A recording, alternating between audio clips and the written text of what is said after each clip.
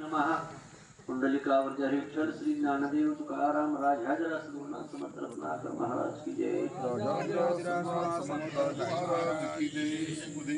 आज परम पावन आणि पवित्र मार्गशीर्ष महिना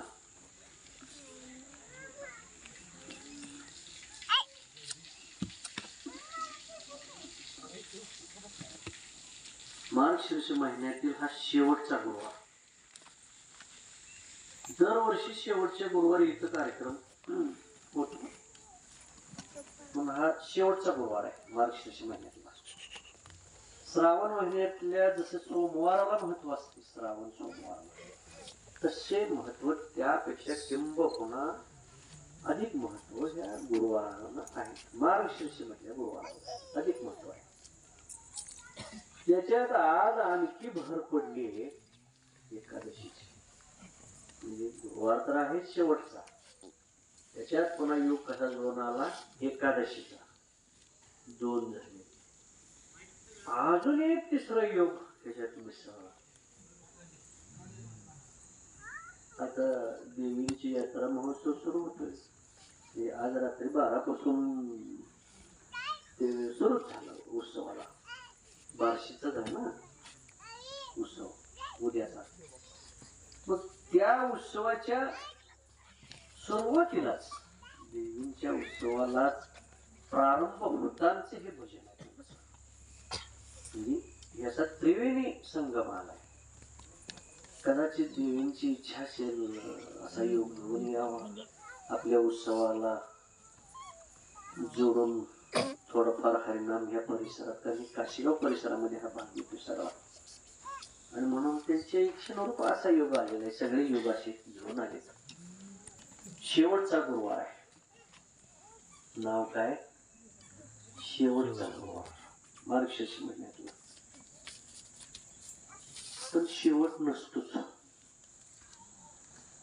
शेवट नसतो, कशाचाच नाही, गुरुवारचा बी नसतो, कशाचाच नसतो शेवट।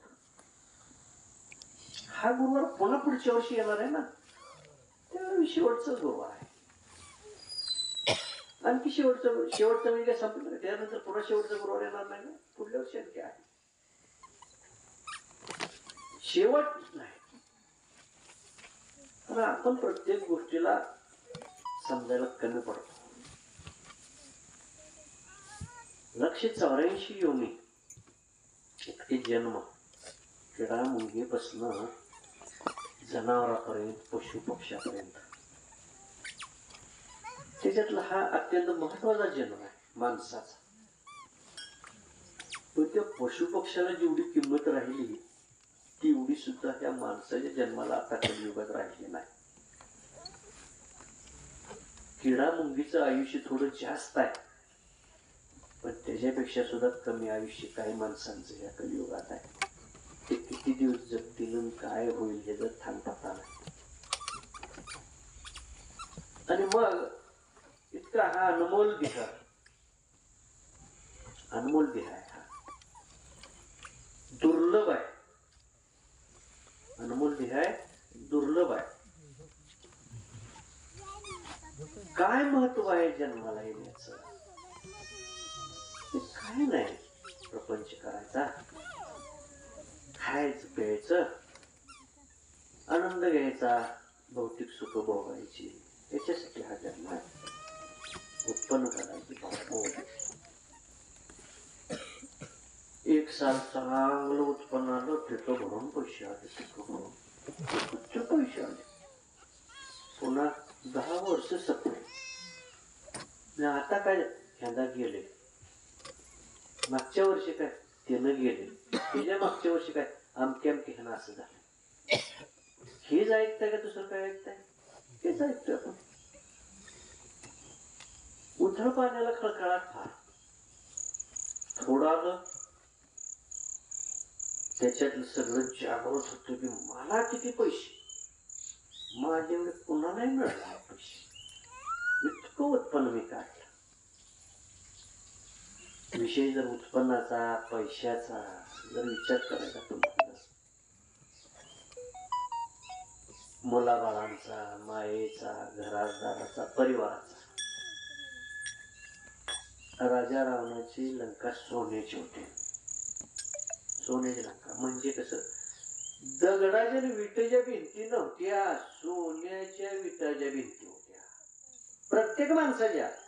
तू म्हणतात रावणाच्या ते असे मोठा का, मला काय घेणं देणं त्याच्या नव. संपूर्ण त्याच्या नगरीत जेवढे घर आहेत तेवढे सोन्याच्या विटाचे. राजमहाल पाचूचे, हिऱ्याचे वापरून तयार केलेले सगळे. भिंतीला खाली फरशा वगैरे पाचूच्या. मार्बल आहे असे चमकते, लय चमकते. अरे पाचूच्या होते तिथं. काय दिसत असेल ते पाचूच्या सगळं खाली फरशांनी. हिरा तर बघायला मिळत नाही आपल्याला, सोडून देत. मी तर बघितलं ना. मग तुमचं काय मला माहित नाही. कधी बाजार कसे गुप्त येपर्यंत अंगरग्याचं कामगार काय खाली हात घालून असं ठरवते तिथे काय जनावर ठरवताना. तोंडाने बोलत नाही, आत बोट दाबून सांगते तिथे. तेच त्यांना भाषा माहिती, येपाऱ्याची भाषा. चोराची भाषा चोराला माहिती, दुसऱ्याला कळते. त्याला कुठं गडी उभा केलेला असतोय, काय आवाज कुठल्या पक्षाचा काढल्यावर काय काय होतोय, लाईट कवा घालवायची, तर सगळं ते ट्रेनिंग सगळं. त्याची भाषा त्याला कळणार, आपल्याला कळणार का? तोडून घेऊन गेल्यावर दुसऱ्या दिवशी कळणार झोपेत उठल्यावर आमचं घर पकडलं. इतकं जागरूक आपण. दारवाल्यांची भाषा दारवाल्याला कळते. तिथं बसले म्हटलं त्याने ओळखायचं, भरल्या भर खर्च करून कसं जायचं. गांजेवाले तेच त्याला त्याची भाषा ती वेगळी. प्रत्येकाची भाषा वेगळी आहे, ती दुसऱ्याला कळत नाही.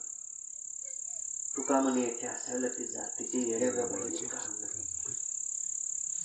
गवळणी म्हटलं तुम्हाला एक एक गवळण म्हणजे आता त्याने त्याच्या अगोदर अभंग जाते, गवळणी झाल्या. काय ऐकलं अशी गवळणी, काय गवळणी. तू कृष्ण म्हणते हात धरल्या गवळणीचा, तू सोड म्हणते, तू जाऊ देत ना. ते मला बाजारला जायचंय, सोडा. काय गवळण, काय बोलतो घ्यायचं आम्ही, तुम्ही तर गवळण म्हणा. काय बघवलं, काय काय बोलत घ्यायचं, काय असंच वाटेल का दुसरं काय वाटेल? असंच वाटणार ना. नसते तसं. ते भाषा कळल्याशिवाय करणार काय? दिसतं तसं नसतं म्हणून जग बसतं. कोण गवळण आहे, कोण कृष्ण आहे, कुठं आहे आणि कुठं चालले याचं ठाण पत्ता नाही. या जीवाशिवाची भेट आहे. कशाची? जीवाशिवाची. जीव म्हणजे गवळण आहे आणि शिव म्हणजे आत्मा आहे, तो कृष्ण आहे. आत्मा तोची, देव देव तोची आत्मा. आत्मा कृष्ण आहे आणि जीव ही गवळण आहे. तिच्यावर मायेचं पांघरण. कुठं जाईल म्हणते? बाजारला. काय विकायला, दही दूध असेल काय असेल विकायला. तिचा कशाचा विषय? माया जाळाचा, प्रपंचाचा विषय आहे ना. माझं मला पडले, मला जाऊ दे बाजारला म्हणते ना. तसं हे जीवरूपी जे गवळण आहे, मायारूपी जे गवळण आहे, त्या गवळणीला हे आत्मारूपी कृष्ण देव जे आहे ना, ते थोडा बघतंय. काय म्हणते? जाऊ नको कुठं, मग हरिनाम घेत बस. कुठं चालले? बस हरिनाम घेत. म्हणजे काय म्हणजे? जाऊ दे मला सोड, जाऊ दे मला सोड. तुम्ही काय म्हणताय? 9 वाजता लाईट यायची, जाऊ दे आम्हाला. 9ला लाईट यायची, फॉर्म मारायचे, जाऊ दे. हे गवळण. मायारूपी लोक जे आहेत ना, मनुष्य मात्र, जीव मात्र, जे काही जीव आहे ते हे गवळण आहे. ते म्हणते नको मला. साधू संतांनी काय सांगितलं? हे जीवा नको सोडूया केशवा. जीवाला काय सांगितलं? तू कुणाला सोडू नको? केशव, देवाला सोडू नको. आता हेच अर्थ तिकडे जनाबाईने घेतला, साधू संतांनी घेतला. धरीला पंढरीचा चुकला. आत्मज्ञानाच्या गोष्टी बाळानो, आत्मज्ञान न्यावे लेकराच्या गोष्टी. एक अभंग पाठ झाला, महाराज कीर्तन करतोय, अभंग सोडवतोय. महाराजांना महाराजाच्या बापाला ते अभंग सुटणार नाही. काय सुटतोय अभंग? सोपी गोष्ट का? भगवंत कुठं, आपण कुठं? जिथं वेदाने हात टेकले, मौन धारण केलं, नेती नेती म्हणजे आम्हाला सुद्धा काय कळत नाही या बाबाचं, आम्ही तर कशातच पाहिलं तरी मध्ये माझी लय सेवा झाली, मला ज्ञान भरपूर झालं, मग सगळं मला कळलं. गुरुशिवाय ज्ञान नाही, गुरुशिवाय भक्ती नाही. म्हणजे गुरुचरणी ठेवीचा भाव आपोआप, म्हणजे कसा आपोआप भेटे देऊ. आता काय अडचण आहे का? भेटायची प्रत्यक्ष करायची काही गरज नाही, आपोआप भेटे देऊ. गुरुकडे जात नाही, गुरुकडले काय तत्व त्याला घेऊ वाटत नाही. बर तुम्ही जन्माला आला, लहानाचं मोठं झाला, मोठं झाल्यावर लय बाजार, हा मोठा जगाचा बाजार, मोठा बाजार. त्याच्यात अनेक ठिकाणी वेगवेगळी दुकान आहेत. मायेच्या बाजाराची आहेत, तशी भक्तीच्या बाजाराची दुकान आहेत. त्याच्यामध्ये हे आमचा फळ, ते त्यांचा फळ, हा त्यांचा फळ. फळ कोण आहे? मग त्यांचं ज्ञान फार मोठं आहे, फार मोठं ज्ञान आहे, त्यांची सेवा फार मोठी. हे म्हणतो ह्यांचं लय मोठं आत्मज्ञान आहे. ते ज्याच्या त्याच्या हे ते त्याचं वर्णन करतात. हे माझे गुरु आहेत, मी त्यांचा शिष्य आहे. गुरु शिष्यांच्या जोड्या.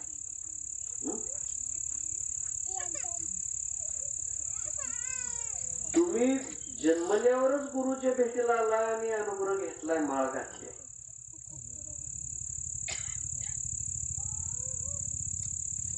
तुम्हाला अगोदर माहित आहे का? जन्माला यायच्या अगोदर माहित आहे का? तुम्ही जन्माला आलेले लगेच माहित आहे का? कळायला लागल्यावर हे आमचे गुरु आहेत, मी यांचा शिष्य होणार आहे, माहित आहे का? नाही. कळता कळू लागे, वळता वळू लागे. तसं मोठं झाल्यानंतर ते गेलाय म्हणून मी गेलो का? मला काय माहित आहे? त्याच्या संग गेलो, नाम घेतला, माळ घेतली, किंवा प्रापंचिक व्याधीनं मी गेलो, अडचणीने गेलो आणि मलाही मिळालं. मग ते आमचे गुरु, आम्ही शिष्य झालो. हे नंतर ठरतं का? जन्माला आल्यानंतर ठरतं का कोण कोणाचा गुरु आणि कोण कोणाचा शिष्य? अगोदर ठरत. कधी ठरत? जन्माला यायच्या अगोदर ठरते ह्या गोष्टी. हनुमंतराया प्रभू रामचंद्राचा शिष्य, प्रभू रामचंद्र गुरु आहेत हनुमंतरायाचे. जन्म झाल्या झाल्या ते आपल्याला बाकी सगळं माहित आहे, ते सूर्याला धाराय देतात, सगळ्या गोष्टी माहित आहेत. जन्म झाल्यानंतर काही दिवसांनीच, थोड्याच दिवसात त्यांच्या आईने, अंजनी मातेने त्याला सांगितलं होतं, बाळा तुझा गुरु कोण आहे तुला माहित आहे का? तर श्रीराम तुझे गुरु आहेत, आईने सांगितलं हनुमंतरायाला. आणि मग ज्यावेळी भेट होईल त्यावेळी ते तुला ओळखतील. कोण ओळखतील? गुरु ओळखतील, गुरु ओळखतील. आणि तू पण गुरुला ओळखलं पाहिजे. आणि कसं ओळखायचं ती सुद्धा आईने सांगितलं. बघा ते तुला कसं ओळखतील आणि तू त्यांना कसं ओळखायचं. त्यांनी सांगून ठेवलं, जो संत, जो साधू, जो ऋषी तुला पाहिल्यानंतर त्यांच्या मुखातून दोन गोष्टी स्पष्ट होतील. कोणत्या? जन्मजातच तुला सोन्याची लंगोटी आहे, ही एक गोष्ट. आणि दुसरी गोष्ट, तू जन्मजात, जन्मल्यापासून तू ब्रह्मचारी आहेस, बाल ब्रह्मचारी आहेस. त्या दोन गोष्टी जो ओळखी तो तुझा गुरु आहे, तो तुझा गुरु आहे. गुरुची खून त्यांना सांगून ठेवते की तुझे गुरु आहे, तो ओळखायचं आणि पुन्हा काय आगावपणा करायचा नाही. हो, हनुमंतराय म्हणजे साधी गोष्ट आहे का? हा, तुला कौतुक कोणाच वाटते? हनुमंतराय जवळ हातावर जाऊन वगैरे उचलवणार कसली ताकद. अरे एवढ्या ताकदीने त्याला गुरु कोण माहित आहे का? आईने सांगितलं. कुणी सांगितलं? आईने सांगितलं. आईची सेवा किती असेल त्याची कल्पना करू शकता का तुम्ही? असा पुत्र तिथं पोटी जन्माला येणं आणि त्याला इतकं ज्ञान देणं पुढचं, ही सामान्य सेवा आहे काय? त्याची कल्पना करू शकत नाही.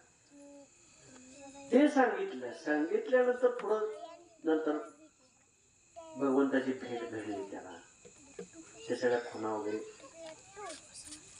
आता बघायचं म्हणले तपासून काय हेच गुरु आहेत का? मग राम आणि लक्ष्मण झाडाखाली बसलेले होते. भगवंत झोपायला लागले होते, डुलकी लागले होते. लक्ष्मणाच्या मांडीवर डोकं ठेवून ते झोपलेले होते. थोडा डुलका, आपला जरा दुपारची वेळ आहे, शेताशुद्धी करत असताना विषय तो आणि थोडासा वाम कुक्षी घेऊ म्हणजे थोडीशी झोप घ्यावी म्हणून मांडीवर डोकं ठेवल्याने झोपले. आणि वर तिथं झाडावर हनुमंत बसलेला आहे.